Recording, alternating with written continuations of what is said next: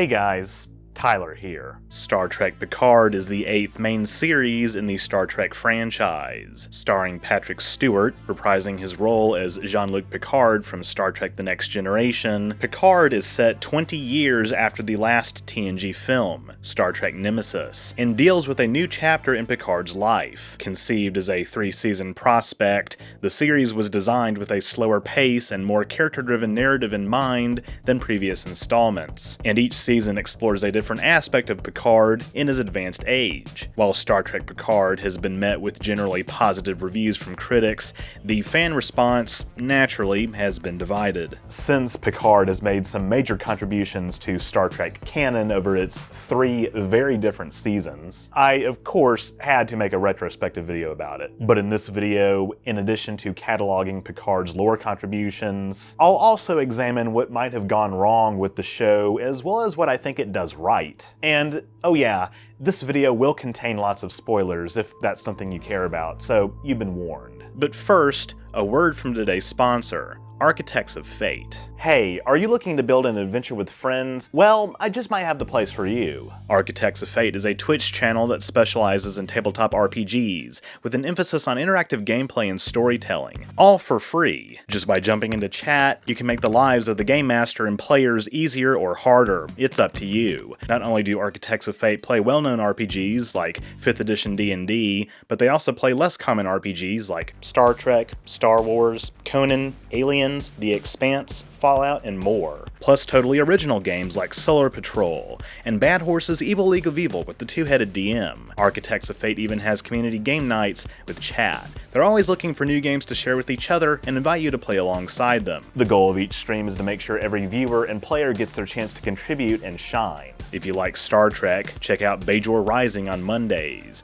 featuring an ad hoc team of junior officers on the Galaxy-class USS Odyssey. Players embark on official and classified missions in support of Bajoran independence during the Cardassian occupation. They discover the prophets may not be mythical, and another, greater enemy may have plans for the sector. Join in to help weave tales of covert operations, moral dilemmas, and the struggle for freedom. There's also Cookie Trek, streaming every Friday. Hosts and chat collaborate as a writer's room to craft original, often hilarious, Trek-inspired stories that draw from the entirety of Trek lore. This season explores the exploits of the newly christened Florida-class Starbase, Starbase Tallahassee. Started in early 2019 by Chief Architect Nat Too Shabby, Architects of Fate continues his family's tradition of tabletop gaming and late-night storytelling by sharing the experience with everyone. So, come watch and join a group of players to write new stories and forge new friendships. Architects of Fate can be watched live on Twitch or rewatched on YouTube at the links in the description below. Big thanks to Architects of Fate for sponsoring this video.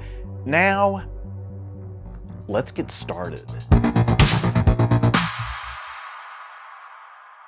Now, I know that this is a different camera angle from what a lot of you are accustomed to, but rest assured, I am the same Tyler from the intro, don't worry. After becoming the sole showrunner of— Hey, what are you doing? You can't be here.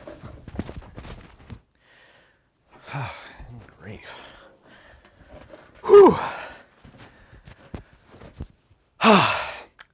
That's better. After becoming the sole showrunner of Star Trek Discovery in 2018, Alex Kurtzman signed an overall deal with CBS to expand the franchise to several new shows. In addition to the other spin-offs such as Lower Decks, Prodigy, and Strange New Worlds, this deal included Picard, and Kurtzman and Akiva Goldsman were attached to the project. A show following up on the character of Picard was on Kurtzman's wish list as he believed Picard was the best Star Trek captain, although Stewart had previously expressed he did not wish to return to the franchise. While developing stories for the companion series Star Trek Short Treks, one idea involved Nichelle Nichols returning as Uhura and being visited in the hospital by a young Picard. The short never moved forward, but it led to discussions about a short featuring an older Picard. Kurtzman and his team decided there was enough material to pitch Stewart a full series focused on his character. Kurtzman and Goldsman contacted Stewart to discuss the idea, and Stewart met with Discovery writer Kirsten Beyer, intending to turn down the project. Beyer convinced him to reconsider,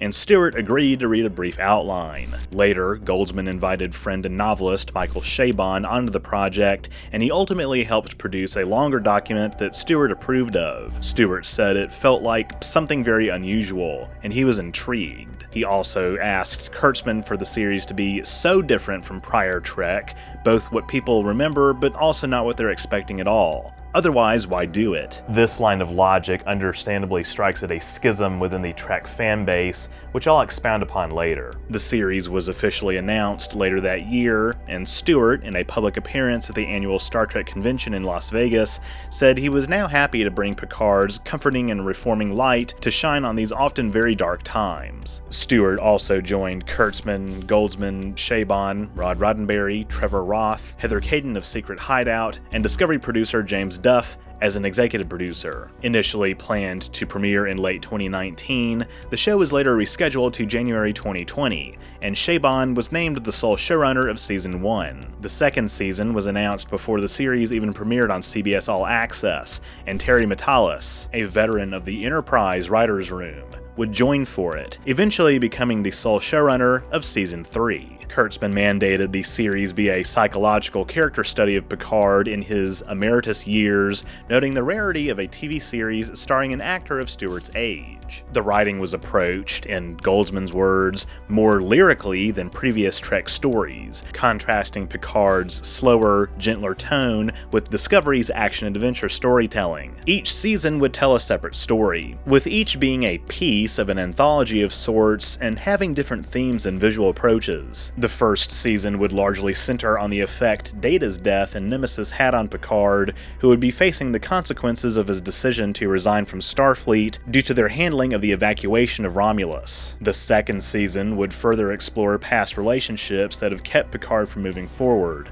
with the third season serving as a send-off of Picard and the rest of TNG's main cast. Speaking of casting, in early 2019, Santiago Cabrera and Michelle Hurd were both announced as co-stars of the series, playing ex-Starfleet officers Cristobal Rios and Rafaela Musiker, respectively. Unknown Evan Evagoria was also cast as the Romulan character Elnor, and also joining would be Alison Pill as Daystrom Institute scientist Dr. Agnes Girardi, Harry Treadway as Romulan antagonist Narek, and Issa Briones as, well, a lot of characters, including the twin sisters Daj and Soshi Asha. The decision was also made early on not to immediately bring back any other characters from TNG, so the show would not be as reliant on nostalgia. Out of respect for the fans, however, some returning guests would appear. Brent Spiner would indeed return as Data in several dream sequences, as Chabon and Goldsman felt his death in Nemesis ended his character prematurely. The season would offer Picard the chance to say goodbye to Data's consciousness one final time before Data dies for good. Jonathan Del Arco also returns as the ex-Borg Hugh, Jonathan Frakes and Marina Sirtis as William Riker and Deanna Troi, and Voyager's Jerry Ryan as Seven of Nine. Christine Clark was approached to design the costumes for the series, and she attempted to reflect each character's personality through their clothing. For Picard, she wanted to humanize him and show more vulnerability after a lifetime of service. Girardi's wardrobe was designed to be awkward, while Rafi's would be sleek. Riker and Troy's costumes were also an evolution of their TNG costumes, and Clark chose to move away from Seven's silver catsuit costume from Voyager towards a design reflecting the character's strength, while also acknowledging her Robin Hood-like role as a member of the vigilante group, the Fenris Rangers. For the Starfleet uniforms, Clark designed two sets, one for the present time period, as well as one for the flashback to when Picard resigns from Starfleet. She wanted the present-day uniforms to focus on blocks of color, geometry, and simple shapes. They largely function to me as a tasteful evolution of the TNG-era uniforms, and though I prefer the uniforms update featured in Seasons 2 and 3, I appreciate that the props department adapted the alternate universe comm badge design from The Visitor and All Good Things. As for the flashback uniforms, Clark aimed for them to appear more elegant, although I personally find them to be extremely loud and busy, which is why I found it regrettable when they were adopted during the run of Star Trek Prodigy. When it comes to 2380's Starfleet uniforms, call me biased, but the ones from Lower Decks just look better. Neville Page, who worked on the J.J. Abrams films, returned to design the Romulans, this time incorporating the V-shaped ridge Romulans possessed in their TNG-era appearances. Romulans with both forehead designs appear in Picard and subsequent series, their differences attributed to members of the species hailing from different hemispheres on planet Romulus. Filming of Season 1 took place between April and September of 2019 in California rather than Toronto. Toronto, where Discovery was filmed, as the production was granted $15.6 million in tax credits. The director of photography felt it was important to honor the established visual tone of modern Trek, which he attributed to the Kelvin timeline films as well as Discovery, including lens flares. Visual effects would be handled by numerous studios,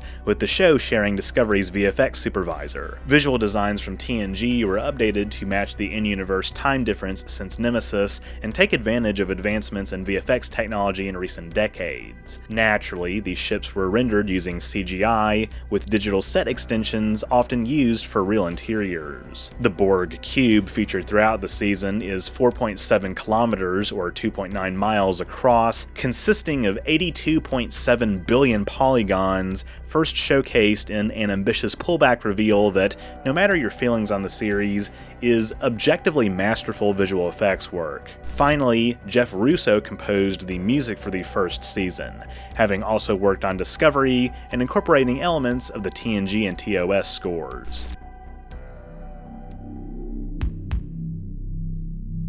As I always try to do with my retrospectives, I'll try not to spend too long engaging in pure plot summary, but there is a lot of background context that needs to be established. The series' first episode, Remembrance, brings us up to speed with some of the major events that have happened in the Alpha and Beta quadrants since Nemesis. The series incorporates the 2387 destruction of Romulus as depicted in the 2009 Star Trek film, and lifts some broad elements from the non-canon prequel comic Star Trek Countdown, particularly Picard's involvement in the effort to evacuate the Romulans prior to the destruction of their planet. One major difference from Countdown is that the supernova threatening the galaxy is indeed the Romulan sun, as opposed to the star Hobus, named in Countdown and various other non-canon sources. The show emphasizes that the Federation and Romulans knew about the impending supernova at least some 6 years in advance. Picard had been promoted to Admiral in 2381 and was tasked in 2385 with developing a fleet to evacuate Romulan worlds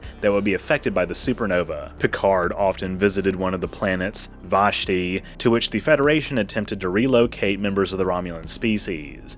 However, another pivotal, tragic event altered the Federation's evacuation plans: an attack by synths, or android laborers, on the Utopia Planitia fleet yards on Mars. The attack killed 92,000 people and ignited flammable gases in Mars's stratosphere, rendering the planet uninhabitable for at least decades to come. In the wake of the attack, the Federation abandoned its evacuation efforts, with 14 member states threatening to secede if further attempts were made to help the Federation's oldest enemy. Picard, disgusted, then threatened to resign his commission and was shocked when the Federation Council accepted his resignation. The attack was also followed by a Federation-wide ban on synths, with only theoretical research allowed to continue. Raffi, then a lieutenant commander who'd been assigned to help Picard plan the evacuation, was angered at his resignation as she suspected Tal Shiar involvement in the attack. Picard would insist for years that it made no sense for the Romulans to sabotage a fleet meant to save themselves,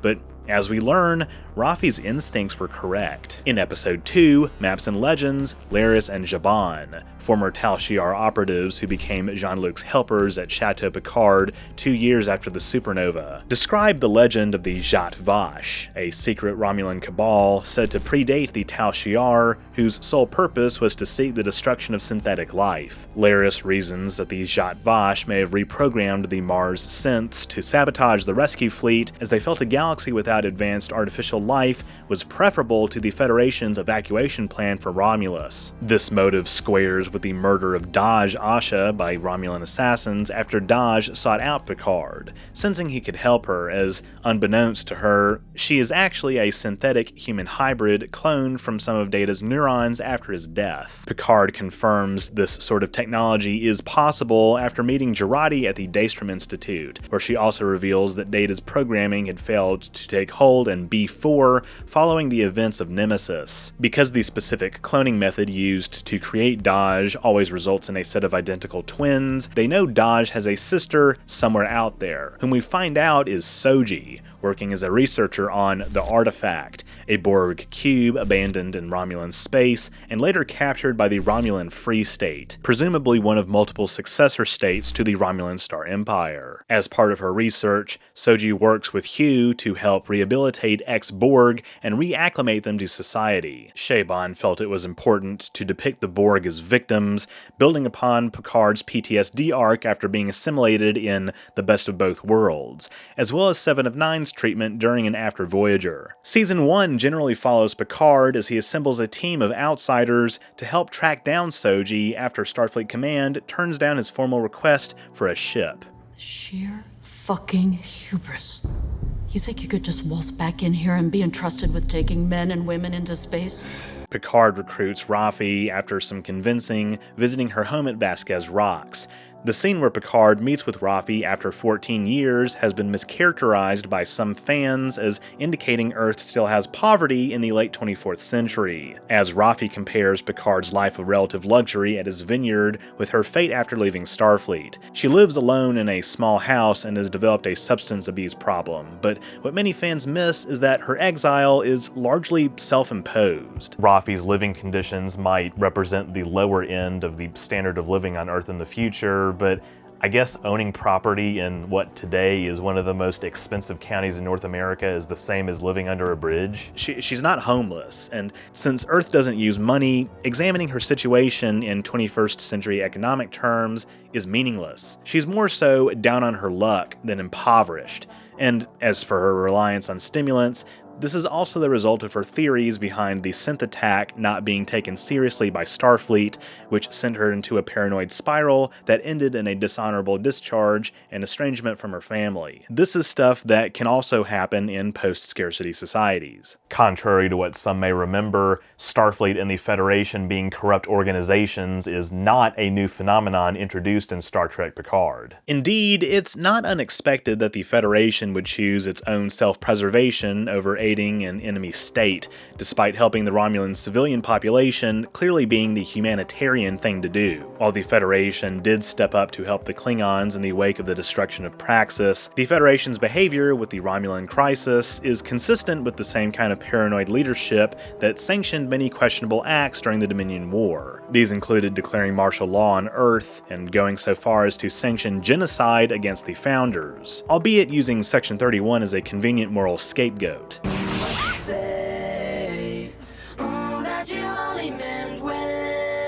And the Federation instituting a ban on synthetics is also entirely consistent with its historical treatment of artificial life, including androids as seen in The Measure of a Man, and holograms as seen in Voyager. Data is legally a person in the Federation, but the androids that staffed the Mars colony were significantly less advanced, and on a thematic level, an organization like the Federation being held hostage by some of its members and turning towards isolationism is reflective of real-world trends like the politics surrounding Brexit and the election of Donald Trump. Star Trek commenting on contemporary political issues is also not new and has been a staple of the franchise since the original series. Even if we, the audience, think we might know better than Federation leadership as to what's best for the galaxy, it's not surprising that a character in universe, such as the Fox News, a Federation News Network interviewer might grill Picard on his decisions leading up to and following the synth attack and Romulan supernova. Ultimately, though, Picard and company are exonerated after they uncover the truth behind the former event over the course of the season. Serving as pilot on their journey is Rios aboard his private ship, La Sirena. The three are joined by Jurati as well as Elnor, the latter of whom knew Picard from many of his visits to Vashti when Elnor was a boy. Little baby boys. Elnor is a male raised among sisters of the Qowat Milat, an all-female group of Romulan warrior nuns who are the most feared enemies of the Tal Shiar, and by extension, the Zhat Vash. The Qowat Milat share similarities to another all-female organization in science fiction, which I'll talk more about in a bit. Members of the Qowat Milat practice absolute candor in contrast to the extreme secrecy of the Tal Shiar and bind themselves to lost causes, which is how Picard knows he can secure their help. Following this, they also run into 7 of 9, who for years after her departure from Voyager has been operating as a member of the Fenris Rangers, a group of vigilantes who restore order in lawless sectors of the Beta Quadrant following the collapse of the Romulan Empire. 7 says she tried to join Starfleet after Voyager returned home from the Delta Quadrant, and Janeway even went to bat for her, but the Federation's bigotry against ex-Borg proved too powerful. The crew tracks Bruce Maddox, whom they believe will have information on Soji's whereabouts, to Free Cloud in the Alpha Doradus system. Maddox was once Girardi's lover, but he had left Daystrom after the synth ban and went into hiding. Picard and Girardi had earlier deduced Maddox created Dodge and Soji as fractal neuronic cloning was a special interest area of his. After rescuing Maddox, though, Girardi murders him aboard La Sirena under compulsion by Commodore O, head of Starfleet Security, who had mind-melded with Girardi before she left Earth. O is actually a half-Romulan member of the Zhat Vash and had embedded herself in Starfleet on a long-term covert operation for the Tal Shiar. Her mind-meld with Girardi had delivered the admonition, a vision of the apocalypse Romulans believed synthetic life would bring if left unchecked. Meanwhile, on the artifact, Narek becomes romantically involved with Soji to elicit intel from her. After Soji discovers her true nature, Narek helps her perform an ancient Romulan meditative ritual to determine her place of origin, which is a planet with 2 red moons. Narek then tries to kill Soji. After La Sirena arrives at the artifact, Picard helps Soji escape using a Sicarian spatial trajector aboard the cube to travel with her to Nepenthe, where Will and Deanna have retired, to solicit their help. Soji meets their daughter Kestra, named after Deanna's sister who died as a child on Beta Z. Will and Deanna have faced the death of a child themselves, Kestra's brother Thad, who died from a curable silicon-based virus due to restrictions on the treatment imposed by the synth ban. After Picard and Soji rest on Nepenthe for a few days while waiting for La Sirena, Kestra contacts a family friend who identifies the 2 red moons as orbiting the 4th planet in the Gulion system. La Sirena picks Picard and Soji up and heads there, along with 7, who, with Elnor's help, has commandeered the artifact. On Gulion 4, the crew finds Altan Soong, son of Data's creator Noonien Soong, who lives among a colony of synths he and Maddox had created. The synths call their home planet Coppelius, and Soji determines this is where she really belongs. Another synth, Sutra, who has mastered the practice of mind melding, melds with Girardi to make sense of the admonition. In reality, it is a warning designed for synthetic life and a call to action to exterminate their organic creators. Soong and Sutra build a beacon to summon synthetic aliens who reside beyond the Milky Way to bring forth Ganmadan, a Romulan prophecy of annihilation of organics by artificial life. After teaming up with Picard and his allies to prevent Ganmadan, Narek says he believes the prophecy to be rooted in true historical events, which may precede the arrival of the Romulans' ancestors on Vulcan. This phrasing indicates it may be accepted science in the 24th century that Vulcans, with whom Romulans share a common ancestor, evolved from members of yet another species, Sargon's people, as suggested in the original series episode Return to Tomorrow. But while Sargon's people were active 500,000 years ago, the admonition was not encoded until 200,000 or 300,000 years ago, when it was placed on the planet Aya by the synths Soji aims to summon. These synths had wiped out the organic civilization on Aya and placed it in the middle of an artificially constructed octenary star system. The Romulans would discover Aya millennia later and mistake the admonition as a warning against synthetic life, the reason for the Romulans' deep-seated resentment towards AI and absence of AI in their everyday life. Picard convinces Soji to reconsider, however, and an attack force commanded by O is forced to turn back after Riker arrives with a fleet to help defend Coppelius. Two of the major ramifications of Picard and his crew's actions in Season 1 are getting the synth ban lifted and, on a more personal note, Picard's consciousness being transferred to a synthetic body after his Irumodic syndrome kills him. Picard's diagnosis of Irumodic syndrome, a fictitious neurological disorder, is explored in the anti-time future of TNG's series finale, All Good Things, which takes place in an alternate 2395, close to the eventual setting of Picard Picard, and both featuring the Admiral's retirement to his vineyard in France. The synth body Picard now inhabits was created by Soong as another experiment in synthetic research. Before transferring Picard's mind, Soong had originally intended to use this golem to transfer his own consciousness as he neared death. Soong programmed the body to age naturally, as Picard does not wish to be immortal. This Soong method of creating organic androids, intended to function more or less identically to a real person, is later used on Grey Tall centuries later in Discovery Season 4. Dr. Culber notes that Picard was, up to that point,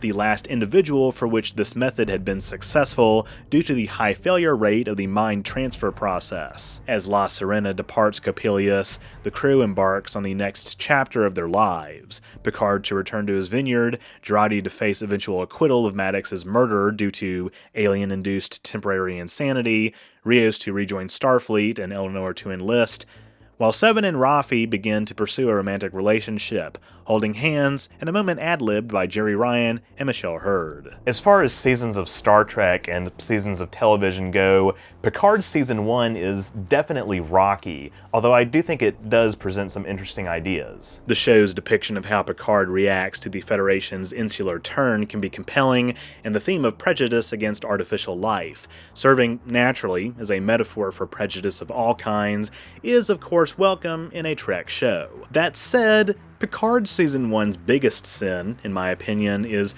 part of a pattern that unfortunately plagues the whole show. The ditching of subplots that could have been more interesting than what actually gets focused on, and last-minute subversive twists that feel unearned. Others have pointed out Season 1's various pacing issues, and for me, this largely manifests in two major ways. The relative under-exploration of the Romulan refugee storyline, and the abandonment of the Borg's involvement in the overall plot of the season by the final two episodes. The way the Romulans' plight was written in Season 1 deliberately mirrored the Syrian refugee crisis, which I thought was brilliant, but potential for further fleshing out of the storyline seemed to fall by the wayside as the series went on, and the Borg's relevance to the story at all felt more like a plot device or set decoration than anything else. On first watch, I also felt that the scenes with Soji and Narek were kind of bloated, though in fairness, much of it is also to drive forward their development and the progression of the plot. But overall, I do think it is fair to call the season bloated. Ironically, while the season was written to have a slower, more serialized pace, it juggles so many different plot lines that there isn't enough screen time to satisfyingly resolve the various threads. There's also the accusation that's been levied at Picard Season 1 for stealing various plot elements from the Mass Effect game series. I actually made an entire video about this a few years ago, which you can check out if you haven't already. Link in the description. But I'll restate some of the major points of that video. Spoilers for Mass Effect ahead, by the way. For starters, some details of the admonition are eerily similar to the prophecy that Commander Shepard witnesses from the Prothean beacon on Eden Prime in the first Mass Effect, which came out in 2007. Now, in the game, the SSV Normandy, whose design largely resembles La Sirena, you see, coincidence? I think not! Coincidence? I think not!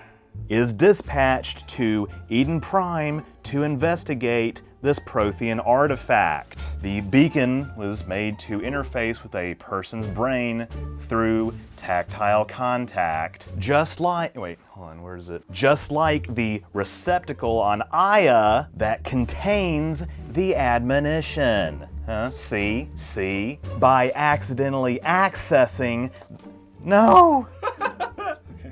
No, I got this. By accidentally accessing the Prothean beacon on Eden Prime.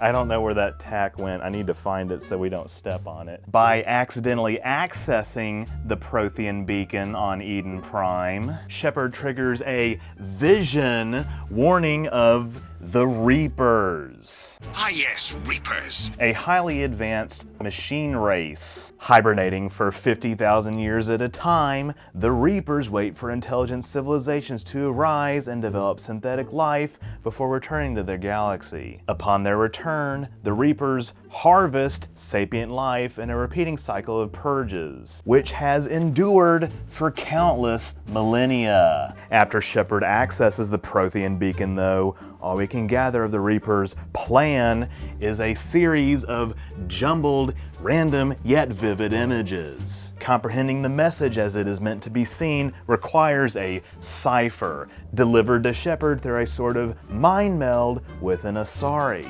Much like Sutra's mind meld with Jurati in Star Trek Picard. Hot.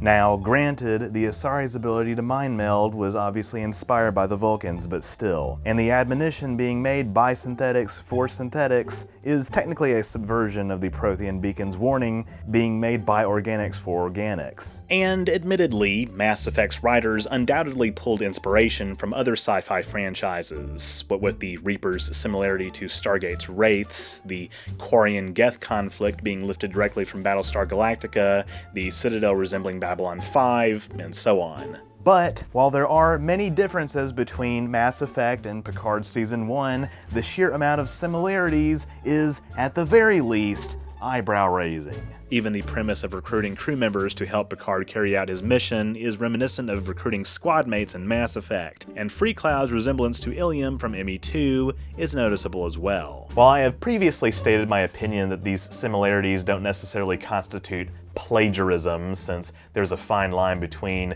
paying homage and ripping off, lots of these undoubtedly go far beyond coincidence. While Shaban may not have been familiar with Mass Effect, somebody on the show's crew had to have been. The same can potentially be said about the indie video game Tardigrades, which shares many aesthetic similarities with Discovery, and while Tardigrades' developer didn't really have much of a case for actual copyright infringement, admittedly, I don't blame people for finding the whole situation a bit sus. On top of that, as I alluded to earlier, the Qowat Milat and other aspects of Romulan society seem like they were directly lifted from, or at least inspired by, the Dune franchise. The Qowat Milat themselves are very Bene Gesserit coded, if you know what I mean, and the Romulans' deep-seated cultural taboo against AI has shades of the Butlerian Jihad. Now again, to be clear, I don't think that some of these similarities necessarily constitute ripping off, as introducing a group of Romulan warrior nuns into your Star Trek story could,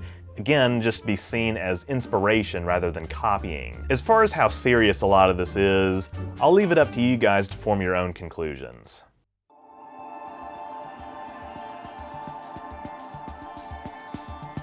With Michael Chabon contracted to step down as showrunner after the first season to develop other shows for CBS, Goldsman and Matalas were named the showrunners for Season 2. One early piece of news about Picard's second season was that Whoopi Goldberg would return as her character from TNG, Guinan. And of course, as confirmed in trailers, John Delancey returns as Q. Season 2 largely centers around a time travel story, which Matalas suggested to save costs after the expensive first season. Filming was delayed from a planned June 2020 start by the COVID-19 pandemic, beginning in February 2021 and lasting through September. Season 2 was filmed back-to-back with Season 3, with Matalas switching halfway through filming to showrunning the third season outright. The result is, well, a somewhat disjointed second season. It actually starts out pretty strong, showing Rios as captain of the USS Stargazer and harkening back to TNG's production design aesthetic. But over the course of several episodes, the season becomes what many consider to be among the worst seasons of Trek. I'll give my thoughts on this in a bit. One concerning statement from Goldsman indicates the writers learned they should plan out the full story, including the ending,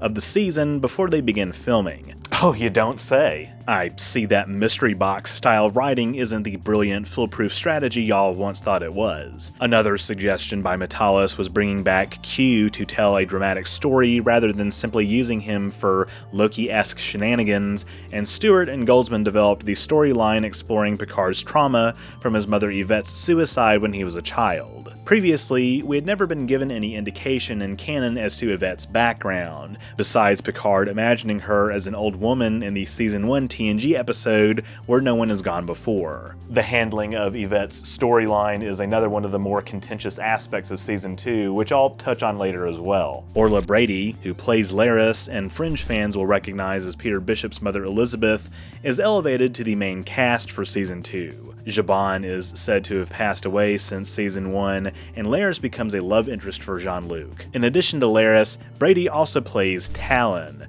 one of Laris's ancestors who is also a supervisor, akin to Gary Seven from the TOS episode Assignment Earth. We also find out the identity of the aliens the supervisors work for in the season finale. In the season, Q puts Picard, and thus humanity, on trial once again by sending him, along with Jurati, Seven, Rafi, Elnor, Rios, and the Borg Queen, to an alternate timeline where the Federation doesn't exist and has been replaced by the xenophobic Confederation of Earth. Much like the Terran Empire of the Mirror Universe, the Confederation has enslaved hundreds of alien species and is at war with several others. In this timeline, Picard served as a general in the Confederate Corps and commanded the CSS WorldRaiser, a counterpart of the Enterprise D. Seven, who wakes up without her Borg implants, is the president of the Confederation, Annika Hansen, and is married to the Confederate magistrate. This character was originally supposed to be Chakotay, but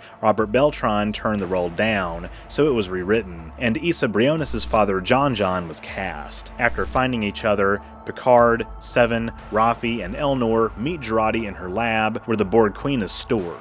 They figure out that they are not in a parallel universe, but in fact a dark future descended from one small change in the past, specifically 2024 Los Angeles. They commit to going back in time to prevent this dark future from occurring, and they need the Borg Queen to perform the complex calculations needed for a slingshot maneuver like the one Spock performs in Star Trek IV The Voyage Home. Rios arrives aboard La Sirena and beams the six aboard, though after a firefight with Confederation officers, Elnor is killed by a gunshot wound. This deeply affects Rafi, who had taken Elnor under her wing after he became the first fully Romulan cadet at Starfleet Academy. After landing in 2024 La Barre, France at Chateau Picard, presently abandoned, the crew contemplates their next move.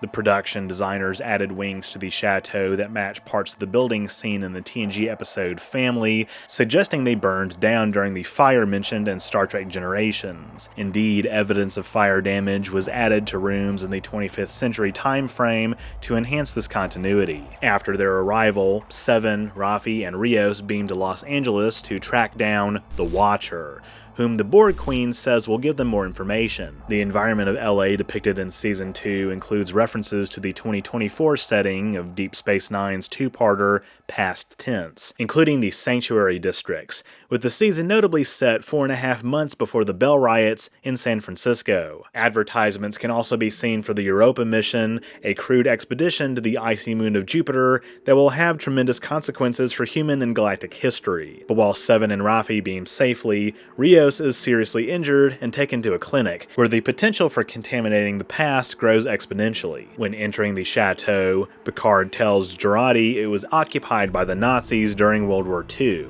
and his family was part of the resistance. After the war, they moved to England for generations, before moving back to Paris and then La Barre, the reason for his English accent in the series. But in the course of trying to uncover more answers, Jurati is slowly seduced into being assimilated by the Borg Queen as part of the Queen's plan to get a 400-year head start on assimilating humanity. This plan proceeds even after Jurati resists and kills the Queen, her consciousness already having embedded itself in Jurati. Following Seven and Rafi's leads, Picard beams to LA and contacts Guinan, who runs a bar on Earth. This Guinan doesn't remember Picard from the events of TNG's Time's Arrow due to the changes in the timeline that had prevented the Federation from existing. Picard believes she is the Watcher, but it turns out she isn't. Instead, it's Talon, who has been tasked with watching over Picard's ancestor Renee, one of the astronauts on the Europa mission. Renee has at times struggled with anxiety and depression, and Q, posing as her therapist and donning a Sigmund Freud-esque accent, tries to talk her out of going on the mission. In the Federation's history, Renee is remembered for discovering a microorganism on Io, instrumental in preventing humanity's extinction due to pollution and climate change. change. In the Confederation timeline, Adam Soong, another ancestor of Noonians and also played by Brent Spiner, becomes the savior of humanity, turning around his reputation as a disgraced geneticist. At all costs, the crew must make sure Renee participates in the Europa mission. Soong's work is reminiscent of much of the background surrounding the eugenics wars in Star Trek, tying him in with his descendant Eric Soong's background in Enterprise Season 4. Adam Soong's medical license and funding are revoked by state authorities after he is found to have violated the Shenzhen Convention. This name is likely a reference to the 2018 Ha Jiankui affair, in which Chinese scientist Ha Jiankui used CRISPR-Cas9 to edit 3 unborn children's genomes to make them resistant to HIV. Soong's created over a dozen, possibly as many as 40, cloned daughters using somatic nuclear cell transfer. In the season, Briones plays Kore, the longest surviving of Soong's experiments. Soong has never told any of his daughters their real origins, instead fabricating a story of an absent mother. It is only towards the end of the season that Kore discovers the truth. Despite living far longer than her sisters, Kore suffers from a genetic defect that makes exposure to unfiltered air and UV light deadly. In his quest for a cure, Soong is contacted by Q, who tasks him with killing Renee in exchange for Kore being given a chance at a real life. Between thwarting attempts on Renee's life, busting Rios out of detention by ICE, and preventing Jurati from assimilating Earth's population, Picard Season 2 definitely makes some choices. Time travel being overused in science fiction is, at this point, pretty old news, and as it often does, it makes for a pretty confusing arc. Q is said to be dying in the human parlance, although it's unclear how much time has actually passed for him since Picard last saw him in All Good Things. Before Q uses the last of his power to return Picard and company to the present, Rios decides to stay in the past with the doctor who saved him and her son, having inevitably revealed to them that he's from the future. Such a massive violation of the Temporal Prime Directive is not totally unacknowledged, but is more or less brushed aside because of the feels. It makes it even more heartbreaking that The Orville Season 3, released in the same year as Picard Season 2, has a much better written episode in which Ed and Kelly must erase Gordon's 10-year relationship with a 21st century woman after he is trapped in the past. And after the crew returns to the present, Guinan has a photograph of Rios and his family. To be fair, it is firmly established that El-Orians can possess memories of alternate timelines, so while the events of Season 2 are canon, the restoration of the timeline means Time's Arrow still is too. Q has undone Elnor's death as well, returning him to his post aboard the Excelsior, and Jurati reigns as queen over a small Borg cooperative that seeks Federation membership. Picard Season 2 contains some other fun nods and Easter eggs. One of these is the OV-101 spacecraft from Enterprise's opening sequence, the Star Trek universe's successor to the Space Shuttle. Another is minor fleshing out of a Cold War between the Q and El-Orians that ended in a truce sometime in the past. Kirk Thatcher appears once again as the bus punk from the voyage home. And finally, Wesley Crusher, prior to his appearance in Season 2 of Star Trek Prodigy, visits Kore after she escapes her father's grasp and reveals he is a member of the Travelers, the interdimensional alien species from Tau Alpha C, first introduced and where no man has gone before, it turns out, has tasked itself with protecting the timeline, and these aliens are the ones the supervisors work for. Previously, non-canon materials referred to the supervisors' bosses as the Aegis, a race of non-humanoid aliens. But I think this connection is interesting. Wesley invites Kore to join the Travelers, and a defeated Adam Soong turns his attention to a 1996 funding report for Project Khan. The exact meaning behind this report is unknown, as we see in the Strange New Worlds episode Tomorrow and Tomorrow and Tomorrow that Khan is, due to temporal changes, a young boy in 2022 Toronto. His rise to power retconned to tie in with the mid-21st century date of World War III in Star Trek. Maybe one day the consequences of all these alterations will be further reconciled. Picard's reflection on the events of the season also leads him to reevaluate the events leading up to his mother's death. He had always blamed his father Morris, played in the season by James Callis, for driving Yvette to suicide through abuse, but in fact, Morris was trying to help Yvette, who refused treatment for her mental illness. The coalescence of these threads is extremely messy. which Metalis has acknowledged and attributed to interference from the studio, which requested many rewrites, and the complications of filming seasons 2 and 3 back-to-back. Whether the season would have been better if some scripts were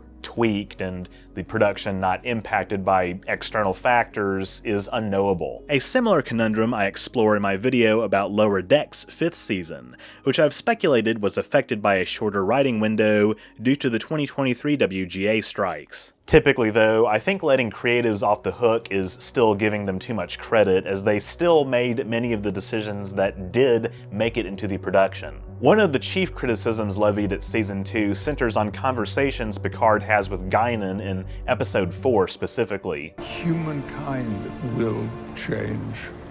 You must be patient. You know who has the luxury of patience here? Someone who looks like you, and not like me. This world had more potential than I had ever imagined. But the hatred here, it never ends. Just swaps clothes. This century took off a hood and put on a suit. You say change is coming?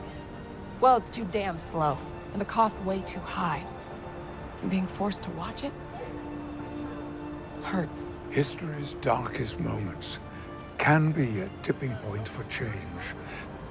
There's still good here. Picard's words about the pace of change, that it always comes later than we think it should, is technically correct. But it's understandable that some fans, in reaction to this dialogue, have accused the writers of being apologetic towards neoliberalism. Star Trek has historically been a progressive franchise, but it's also been categorically leftist. Gene Roddenberry felt he could only do so much with the original series at the height of the Cold War, but TOS's political commentary did tackle pressing social and foreign policy issues of the 1960s. Later, major characters in TNG, building upon glimpses of a utopian post-scarcity future in the TOS movies, distinctly expressed sentiments characterizing the Federation as post-capitalist. These were carried over into DS9, Voyager, and Enterprise, with Deanna Troi directly stating in First Contact that war, poverty, hunger, and disease were eliminated on Earth by the early 22nd century. Part of the backbone of these series has always been fighting for this optimistic future. When the characters in Picard travel back to 2024, naturally, they make observations about the contradictions and instability in our current society.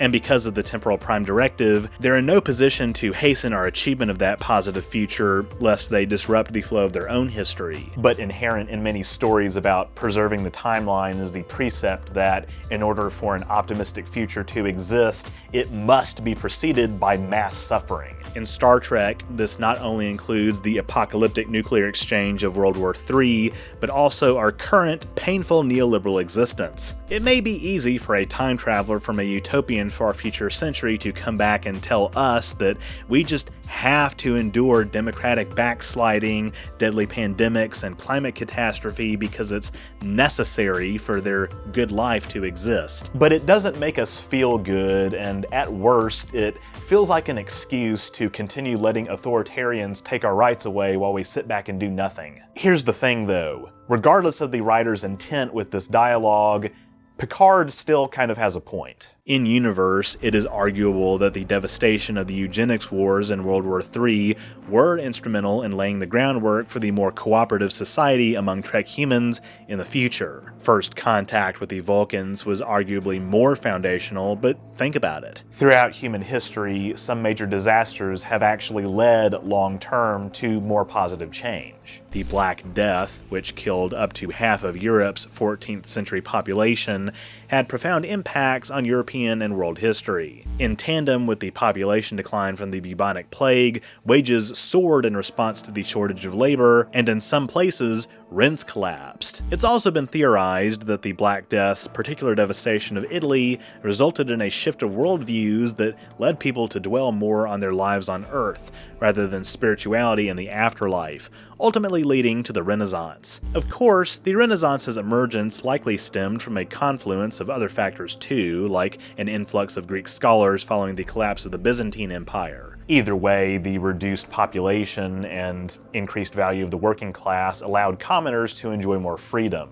and workers traveled in search of more favorable economic positions. Similarly, while the COVID-19 pandemic was traumatic for us all in numerous ways, it's been suggested that the time workers spent in quarantine led many of us to be more introspective about how much free time we've let capitalism take away from us. Along with the effects of the post-pandemic inflation, this has arguably accelerated the modern labor movement, which one can only hope will lead to something better. That said, COVID also saw a continued rise in authoritarianism, hastened the death of things like shopping malls, and has had other negative effects. So, it's mixed. Even the positive economic gains of the Black Death are not as cut and dry. Lots of laborers actually suffered a reduction in real incomes due to inflation, with governments hard-pressed to pay for services due to a reduced tax base. And the plague led to renewed religious fervor against minority groups like Jews and Romani. As with many things, stuff eventually evened out, just as it can again in our future. But disasters do get humans thinking and recognizing some of our problems, which is the first step towards solving them. While I'd like to think that we can achieve a fairer society without nuclear catastrophe, Trek humans likely wouldn't be the same without such a devastating event in their history. But whether you find Picard and Guinan's exchanges apologetic for the slow pace of liberal politics, Picard having somewhat questionable themes also carries over into Season 3.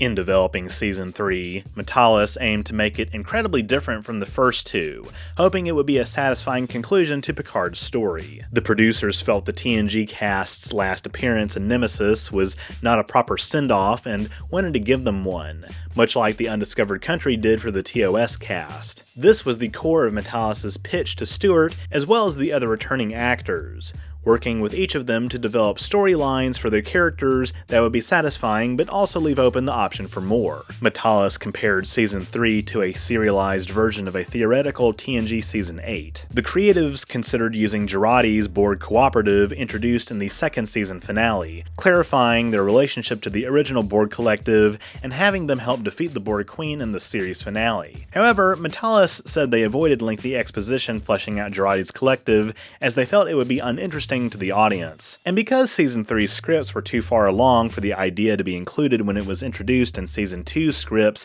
the anomaly Girardi's Borg discovered was also not featured in the third season. In addition to Riker and Troy returning, LeVar Burton, Michael Dorn, and Gates McFadden reprised their roles as Geordi LaForge, Worf, and Beverly Crusher, respectively. Brent Spiner also returns as Alton Soong, as well as a synth with aspects of Soong, Lore, B4, Lal, and Data's personalities. Data's consciousness eventually overtakes Lore's, representing a final ending for the latter character. Burton's daughter Micah plays one of LaForge's daughters, Alondra, with Ashley Sharp Chestnut cast as his other daughter Sydney, pilot of the USS Titan. Todd Stashwick was cast as Titan's new captain, Liam Shaw, with Seven serving as Titan's first officer. Christopher Plummer's daughter Amanda plays the season's villain, Vadic, and Ed Spielers plays Crusher and Picard's son, Jack. Michelle Forbes and Tim Russ also return in cameos as Ro Laren and Tuvok, respectively. While the Titan appears as a Luna-class ship in lower decks, Metalis wanted to refit her to bring her more in line with the new Stargazer's 25th century design. In addition to some other ship classes, the season canonizes the Odyssey-class Enterprise F from Star Trek Online, shifting up her dates of service to the 15 years between 2386 and 2401. We also find out Worf had become the captain of the Enterprise E before her decommissioning, and Elizabeth Shelby from The Best of Both Worlds is shown commanding the F. Stephen Barton, a collaborator of Metalis's, replaced Russo as composer and took more inspiration from the scores of the Star Trek films. I don't really have quite as much critical to say about Season 3, though Season 3 is not without its problems. As far as the positives, I think a lot of people, who probably tuned in given this season's more of a TNG reunion, enjoyed it as such and vibed with the production design callbacks to TNG. I certainly did. Beverly, whom Picard hasn't seen in 20 years, comes back into his life with their 20-year-old son Jack, learning of a conspiracy among the highest ranks of Starfleet. Turns out, a group of changelings angry about the outcome of the Dominion War are trying to reinstigate it. Vadic is among these changelings, having taken the appearance of a scientist who experimented on her and several of her kin at a top-secret Section 31 facility on Daystrom Station. These changelings are also evolved, incorporating DNA from solids into their biology, enabling them to pass the blood test used to screen for changelings during the Dominion War. Vadic is pursuing Jack, but not for herself, for the Borg Queen. As the result of Picard's assimilation 35 years earlier, part of Jack's DNA allows him to act as a sort of biological transmitter, which the Queen intends to use to assimilate the Federation. While the crew of the Titan helps thwart the changeling threat, Jack allows himself to be assimilated to prevent further bloodshed, activating dormant Borg code in the DNA of everyone in the Sol system under 25 who has used a transporter. The changelings had infiltrated Starfleet and embedded this code in Starfleet's transporter systems, and because Starfleet ships are now all linked, it's much easier for the entire fleet to become compromised. All of this means it's up to the TNG cast to find a ship that hasn't been upgraded and save the day. They retrieve the Enterprise D from the Fleet Museum, restored by Geordi after the D's saucer was retrieved from Viridian 3, to defeat the Queen and end the Collective in its current form once and for all. And subsequently, Crusher helps reverse the changes made to Officer's DNA and designs protocols to weed out other changeling infiltrators. While much of the season is fun, the Borg reveal, which happens 9 episodes into the 10-episode season, made me audibly sigh on first watch given the franchise's over-reliance lately on the cybernetic antagonists. I like much of Spieler's performance, but I also feel like the show's pacing might have benefited from moving up the scene where he finds answers to an earlier episode rather than dragging it out. I had joined some fans in speculating that Jack's eyes turning red multiple times in the lead up to this was a reference to the Pa Wraiths, but despite other DS9 callbacks, I fear this would indeed have been too much of a deep cut. There's also a joke somewhere in there about the younger generation being infected by the woke mind virus that only the older generation can help stop. Certainly an odd narrative choice given Trek's historically more forward-thinking politics. That said, for what effectively did amount to a TNG reunion, it's also somewhat to be expected that the crew's last outing would deal a final blow to the Collective, whose storyline was up to this point unresolved in canon. Shaw is also another highlight of the season, his PTSD from the Battle of Wolf 359 making for a compelling character arc as he refuses to trust Picard and refuses to call Seven by her preferred name, although his redemption through death is incredibly tropey. You have the command. 709. That said, Seven's promotion to captain of the Titan, rechristened the Enterprise G, was a pleasant surprise. There's certainly more to be explored with Seven's crew, including Raffi at her side as XO and Jack on an Academy fast track as special counselor to the captain. Delancey even makes a cameo at the end as Q, stating that while the trial of Jack's father has ended, Jack's trial has only begun. After Jack questions how Q is there despite his death, Q admonishes Jack for failing to think non-linearly. Many fans have called for Paramount to greenlight a follow-up series, commonly referred to as Star Trek Legacy, though given Paramount's dire financial straits these days, unfortunately I don't see this as being exceedingly likely, but time will tell.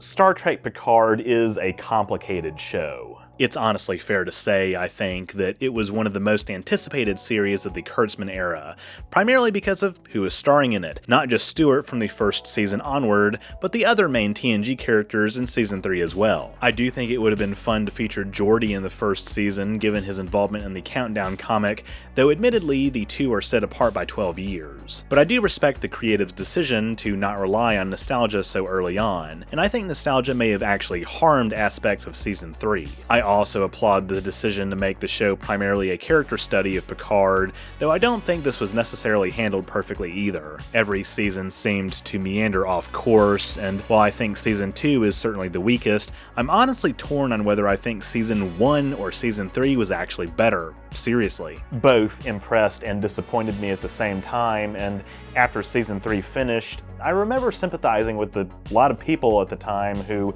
just kind of wished they could forget the whole series even happened. In any event, the show, for better or worse, certainly made some important contributions to canon, such as the Mars attack, a 9/11 style event of which mention is inevitable in any other Trek media taking place in the mid-2380s. I'm kind of glad that Lower Decks time frame ends years before this event, which is said to have led Starfleet to cancel all exploratory missions for as much as a decade and a half. Seeing how the Lower Decks characters react to that could be interesting from a dramatic standpoint, but it would utterly suck in the show's comedic context. Once again, I know it's been pretty clear through a lot of my recent retrospectives that I'm kind of biased in favor of Lower Decks. And indeed, I think it's a contender for the best Trek show of this millennium. So, all in all, where would I rank Picard among the other Trek series? Well, in terms of how it handles its narratives, I do think it is one of the weaker shows. Both it and Discovery have some interesting things to say, but the way those stories are executed can leave much to be desired. I don't particularly care for Prodigy or even the animated series from the 70s, so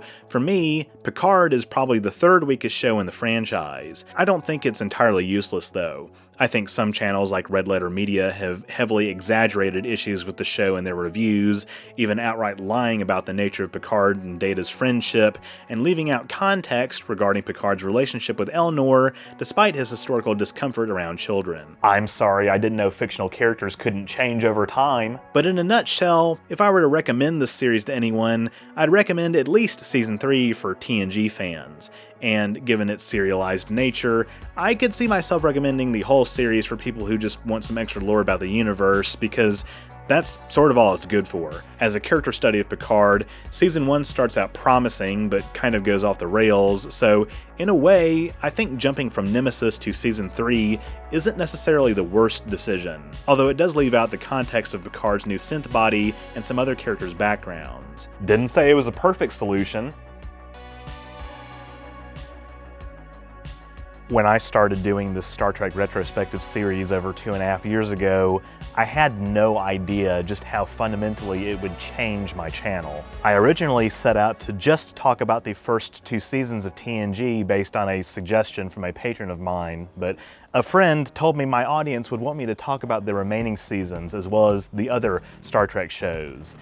And he was dead right. Up to this point, I've made Trek retrospectives on every series and film except for Strange New Worlds, since it's still airing, and the animated series, which I talked about briefly at the end of my TOS retrospective. Little did I know that the videos in this series would garner over 1 million views and thousands of subscribers. Little did I know that my audience would be so enamored with my thoughts on these shows and films that they would be disappointed if a video wasn't over 4 hours long.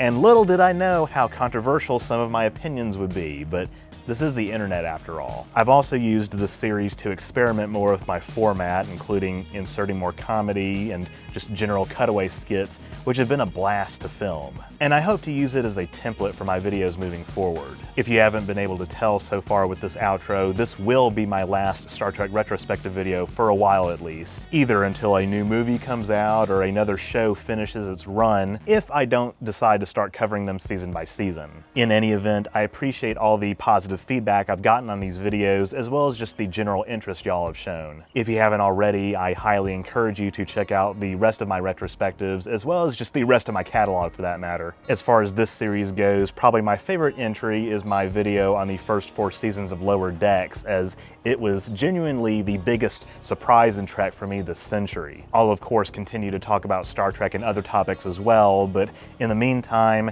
this series has been fun, and I look forward to picking it back up in the future. With that, thank you all so much for watching. If you enjoyed this video, be sure to leave a thumbs up down below and don't forget to share it. That stuff really helps me out.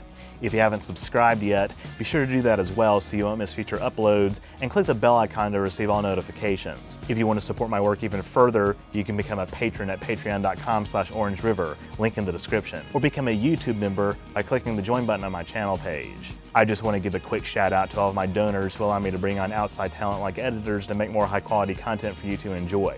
By becoming a patron member, you also get access to awesome perks like behind the scenes photos and videos, patron and member only polls, name in the credits, merch discounts, and more. or you can drop a one-time super thanks or PayPal donation. All are appreciated. Links to my PayPal, as well as my social media and merch store where you can get a shirt like this, designed by me, are in the description too. Also, just as a reminder, I do have a second channel, OrangeRiver Plus, where I've uploaded the VODs of lots of my gaming streams, with more on the way. And in addition to some other goofy one-offs and extra behind-the-scenes content, I've officially made it my second streaming platform, so be sure to subscribe there too, so you don't miss any new content. That's all I have for this week. Live long and prosper. Hey you! Yes, you! Sitting there on your ass! It's me, the ghost of Dr. Asukaza, coming back from reptilian hell to deliver you another very important message. The reason why I died is because that asshole killed me in the first issue. Like seriously? You impaled me? But whatever. Put down your replica of the Enterprise and listen up! Issue 3 of Star Trek Endurance is now available for patrons and members of OrangeRiver. Just sign up for $2 or more at patreon.com/OrangeRiver or click the join button on OrangeRiver's YouTube channel page. If Erica could figure it out, you can too. By the way, a lot of people seem to think I'm a Gorn. Well, I'm not a fucking Gorn, I'm a Nalish, you assholes. Look it up. We were in the animated series. It's canon. Anyway, back to reptilian hell. Do you like merchandise? If so, head on over to the new and improved OrangeRiver merch store. That's right, OrangeRiver is now officially on Spreadshop. I've got a bunch of awesome new designs, including All the Way Down, All the way. Vape God, Tally, aka Best Girl, It was totally worth it. and what is perhaps my greatest design yet, I love being married to my husband. plus I've got some of my classic designs like OrangeRiver Arrowhead, N7, Metroid, Mycelial Network, The mycelial network is like Mycelial Network, and more. And there are even some new products like OrangeRiver hats. That's right, OrangeRiver hats now exist. Visit the link in the description to get discounts and other special deals on items from my store.